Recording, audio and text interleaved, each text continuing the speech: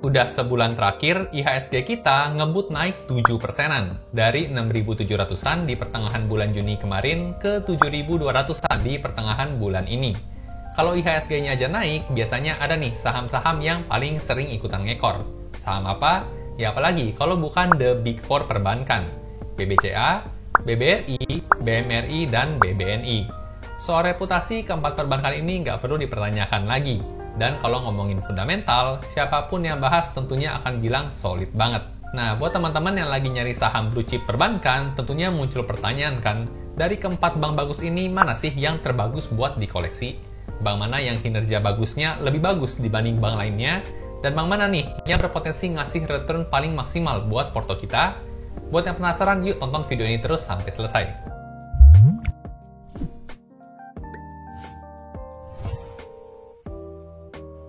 Halo dan selamat datang kembali di channel saya, Jonathan Tamrin. Buat teman-teman yang baru pertama kali nonton, di channel ini saya sharing hal-hal seputar saham dari sudut pandang fundamental. Ada analisa saham, ada investasi, dan ada update berita terkini. Jadi buat teman-teman investor boleh banget nih, diklik tombol subscribe dan nyalakan lonceng notifikasinya biar nggak ketinggalan update-update video berikutnya. Di video kali ini, saya mau sharing perbandingan fundamental dan valuasi dari the big four perbankan kita. BBCA, BBRI, BMRI, dan BBNI. Mana nih yang secara fundamental superior di atas yang lain? Mana yang valuasinya paling murah dan mana yang dividennya paling mantap? Yuk langsung kita lihat aja pembahasannya.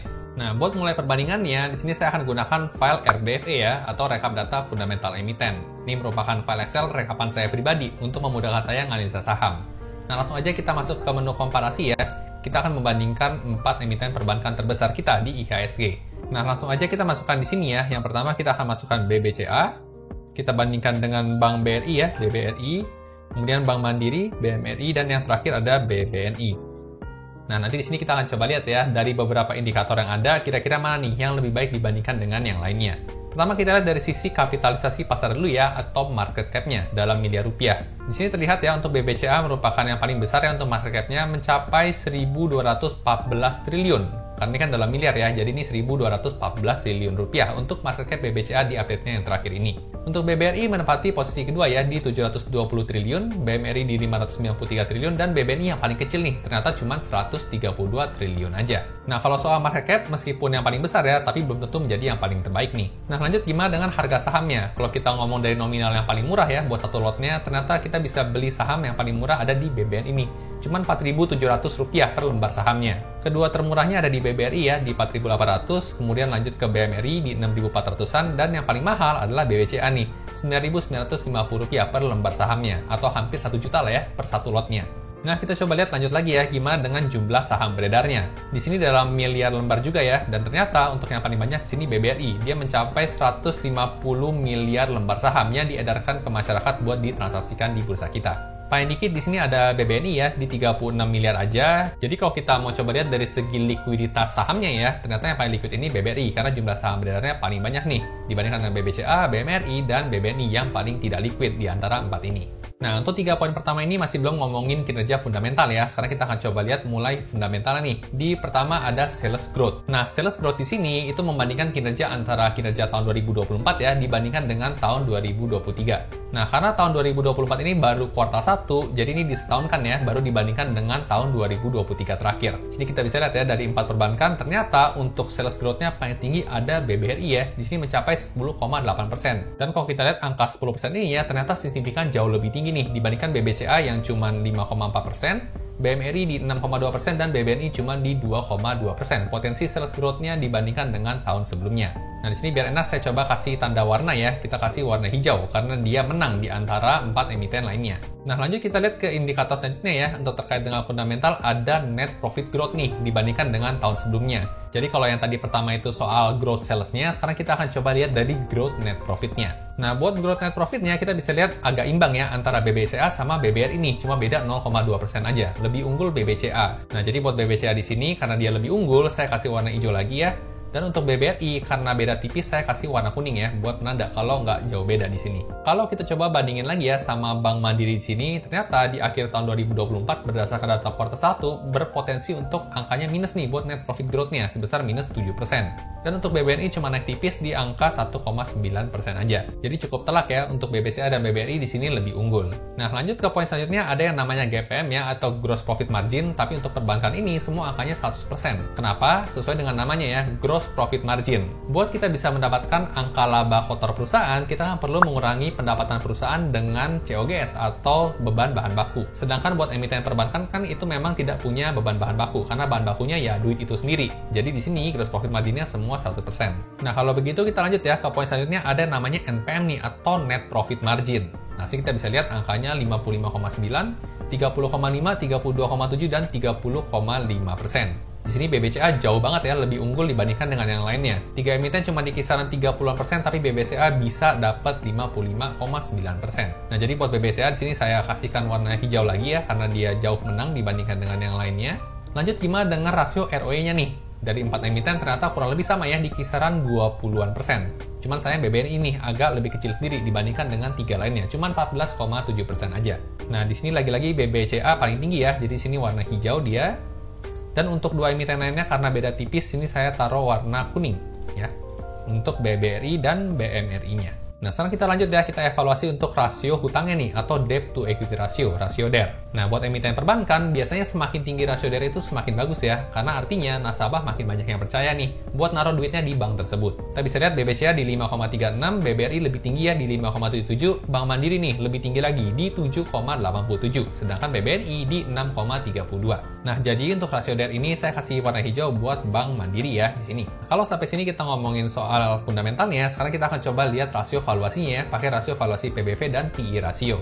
Secara umum rumusnya sama ya, semakin rendah angkanya maka bisa dibilang semakin murah juga secara valuasi harga sahamnya. Jadi kita bisa lihat ya untuk PBV, BCA dihargai di 5,35, BBRI lebih murah di 2,46, BMRI di 2,47, dan BBNI ternyata lebih murah nih secara valuasi cuma di 1,20 aja. Jadi buat Bank BNI di sini saya kasih warna hijau ya, karena dia lebih murah dibandingkan dengan yang lainnya. Nah, kemudian rasio valuasi kedua ya, buat pembanding kita pakai rasio PI rasio atau price to earning ratio. Sama juga, semakin kecil semakin murah valuasinya. Nah, di sini BBCA angkanya 23 ya, sangat jauh mahal nih kalau dibandingkan dengan emiten-emiten lainnya. BBRI cuma 11,33, BMRI di 11,68, dan BBNI yang ternyata paling murah juga ya, di 8,15 aja. Jadi sini saya kasih warna hijau lagi. Nah, sekilas memang kalau kita lihat dari atas ya, yang warna hijaunya cukup banyak itu adalah BBCA dan BBRI, di mana BBCA itu hijau 3 poin, dan BBRI juga nih selisih tipis ya, total juga 3 poin juga. Buat Bank Mandiri ada 2 poin ya di bagian ROE dan DER, dan yang terakhir Bank BBNI juga 2 poin di rasio valuasinya. Nah, BBNI ini cukup menarik ya, meskipun sama-sama 2 poin, tapi dia cuma menang di bagian valuasi aja, sedangkan secara fundamental selalu kalah dibandingkan dengan yang lainnya. Nah, sebenarnya dari sini pun juga kita bisa narik kesimpulan singkat ya, di mana perusahaan yang semakin bagus, ya memang sangat wajar dihargai lebih mahal dibandingkan perusahaan yang kurang bagus. Bukan dalam artian fundamental BBNI ini jelek ya, tapi memang ada yang lebih bagus aja secara fundamental seperti BBCA, BBRI, dan BMRI ini. Nah, kalau kita mau lihat perbandingan lebih detailnya lagi ya, kita bisa lihat angka-angka rupiahnya juga ya. Contoh di sini ada penjualan, sales, dan revenue. Kita bisa lihat garis yang warna oranye itu selalu paling tinggi nih, di mana yang warna oranye adalah BBRI ternyata. Dan kalau kita lihat di sini untuk BBRI itu nanjaknya lebih cepat nih dibandingkan dengan emiten lainnya. Ya, ini sama ya, sama kayak sales growth tadi nih, karena BBRI ini jauh lebih cepat di angka 10,8%. Nah, kita coba lanjut lagi ya, meskipun salesnya ini jauh lebih tinggi BBRI ya, tapi kalau kita lihat net profitnya, ternyata nomor 2-nya adalah Bank BCA loh. Nah, kenapa bisa begitu? Padahal tadi kan Bank BCA itu dia nomor 3 ya, dan selisih cukup jauh juga nih dari penjualan. Nah, tentunya ini dikarenakan karena net profit marginnya ya, BBCA itu paling gede nih, di 55,9%, sedangkan yang lain cuma di 30%. Jadi meskipun revenue-nya itu nggak sekencang BBRI dan Bank Mandiri, tapi secara net profitnya itu bisa nyusul nih Bank Mandiri, bahkan ke posisi nomor 2. Nah, lanjut lagi ke soal margin laba kotor, nih semua 100%, jadi kita skip aja. Sekarang kita lihat margin laba bersihnya. Nah, margin laba bersihnya ternyata nomor satunya adalah BBCA nih, jadi memang profitable banget nih perusahaan, angkanya di atas 50-an%. Dan bahkan kalau kita coba bandingin ya sama kinerja 10 tahun terakhirnya, angkanya juga semakin lama semakin membaik. Dari yang cuma 38%-an sekarang bisa sampai 56%. Nah, kita coba lanjutkan lagi ya, untuk return on equity-nya di sini beda tipis-tipis ya, tapi BBCA di sini nomor 1, kemudian BBRI dan Bank Mandiri. Nah, kemudian lanjut lagi ya, untuk rasio DER kurang lebih sama ya kayak hitungan yang tadi di awal. Dan sekarang yang paling menarik adalah kita mau lihat tren secara valuasinya nih. Yang pertama ada PBV dulu. Nah, kita bisa lihat ya, untuk Bank BCA selama 10 tahun terakhir, ternyata trennya semakin lama semakin meningkat buat PBV-nya. Yang artinya semakin kesini semakin mahal nih secara valuasinya. Jadi sekilas bisa dikatakan overvalue ya kalau kita bandingkan dengan track 10 tahunannya. Buat Bank BRI ya, di tahun 2024 last quarter-nya di sini ada menunjukkan penurunan yang berarti lebih murah ya dibandingkan dengan tahun sebelumnya. Dan kemudian BBNI di sini angkanya juga turun dari 1,3 jadi 1,2. Jadi kalau kita lihat di sini yang mengalami tren penurunan ya atau semakin murah ya untuk harga sahamnya itu BBRI sama BBNI ini. Nah, ini kalau rasio PBV ya, kita akan coba lihat untuk rasio PI rasionya juga. Nah, kalau kita lihat di sini agak ngejelimet ya, kita coba hapus dulu, kita lihat satu-satu. Yang pertama kita lihat BBCA-nya dulu. Posisi sekarang ada di angka 23,57, tergolong mahal kalau dari sisi rasio PI rasio. Tapi meskipun mahal ya, selama 10 tahun terakhir juga angkanya di kisaran 20-an juga nih. Buat angka tahun 2021 ini bukan tiba-tiba BCA jadi murah ya, tapi karena adanya stock split nih, jadi ngaruh ke angka PI rasionya. Jadi ini kita bisa abaikan. Nah, kalau kita misalkan untuk angka PI rasio terakhir ini, balik deh ke angka sebelum pandemi di angka 28. Maka ada potensi gain kurang lebih kisaran 20% ya, dari 23 atau 24 ini balik ke angka 28. Nah, ini kalau BBCA, sekarang kita akan coba lihat Bank BBRI ya, BBRI. Nah, BBRI ternyata di sini lebih menarik nih, di mana beberapa tahun terakhir angka PI rasionya turun terus. Sekarang ada di angka 11,33. Padahal rata-ratanya atau angka sebelum pandemi itu di kisaran 15 kalinya. Jadi kalau misalkan angka BBRI ini balik ya, dari 11,33 ke angka 15,63, berarti ada potensi gain sebesar kisaran 40% nih dari harga saat ini. Nah, angka potensi gain 40% ini tentu lebih menarik ya dibandingkan dengan BBCA tadi yang 20% aja. Padahal kalau kita bandingin secara fundamental juga kurang lebih sama nih antara BBRI sama BBCA. Nah, buat angka Bank BMRI ya, di tahun 2019 kondisi sebelum pandemi adalah di 12,9, sekarang di 11,68. Jadi sebenarnya nggak undervalue amat.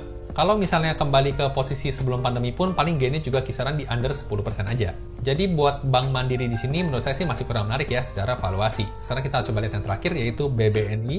Nah, sini kita bisa lihat ya tren selama 10 tahun terakhirnya sekarang di posisi 8,15, sedangkan kondisi sebelum pandemi itu di 9-an aja. Nah, kalau misalnya angka 8,15 ini balik ya ke kondisi sebelum pandemi di 9,42, berarti potensi gainnya juga kurang lebih sama nih kayak BBCA di kisaran 20-an persen. Nah, sampai sejauh ini kalau kita evaluasi ya secara fundamental dan secara valuasi, menurut saya pribadi sih akan lebih menarik soal Bank BBRI ini. Karena fundamentalnya kurang lebih sama kayak BCA, tapi secara valuasi itu dia relatif lebih murah ya dibandingkan dengan tren kinerjanya selama beberapa tahun terakhir. Nah, kalau tadi kita udah lihat ya, secara fundamental dan valuasi itu lebih condong ke Bank BRI ini yang menarik. Tapi gimana kalau kita coba lihat secara dividennya nih? Ini langsung aja ya, kita lihat satu-satu buat tren dividen yield-nya. Yang pertama ada BBCA ya, kita lihat rasio keuangan dan bagian dividen yield paling bawah di sini. Nah, ternyata selama 10 tahun terakhir dividen yield-nya itu memang meningkat ya, cuman memang di kisaran 1-2,5% aja. Jadi kalau misalnya teman-teman mau beli saham BBCA ya, buat ambil dividennya ya berarti ekspektasinya di kisaran 1,5-2,5% aja. Nah, lanjut berapa nih kalau BBRI? Kita ganti BBRI. Nah, untuk rasio keuangan BBRI, dividen yield-nya itu kita bisa expect di kisaran angka 3-4% nih, kalau kita lihat trennya selama 10 tahun terakhir. Nah, jadi buat Bank BRI ini masih lebih tinggi ya dibandingkan dengan Bank BCA tadi. Nah, lanjut kita akan coba lihat Bank Mandiri nih, BMRI. Kita masuk ke rasio keuangan ya, kita lihat lagi dividen yield-nya di bawah. Dan ternyata buat Bank Mandiri ini kita bisa expect di kisaran 5-6% buat dividen yield-nya. Jadi jauh lebih tinggi ya dibandingkan dengan BCA dan Bank BRI tadi. Nah, sekarang kita lihat yang terakhir ya untuk Bank BBNI. Dan untuk rasio keuangan dividen yield-nya ternyata untuk BBNI ini bisa kasih kita di kisaran 4-5%. Nah, jadi kalau kita lihat data ini mungkin jawabannya akan lain ya. Teman-teman yang dividen hunter mungkin akan lebih prefer ngambil saham Bank Mandiri. Nah, setelah kita udah tahu semua ya data fundamental, valuasi, dan dividen tadi, seperti biasa saya disclaimer dulu nih. Tujuan dari pembuatan video kali ini bukan untuk memberikan rekomendasi beli atau jual suatu saham.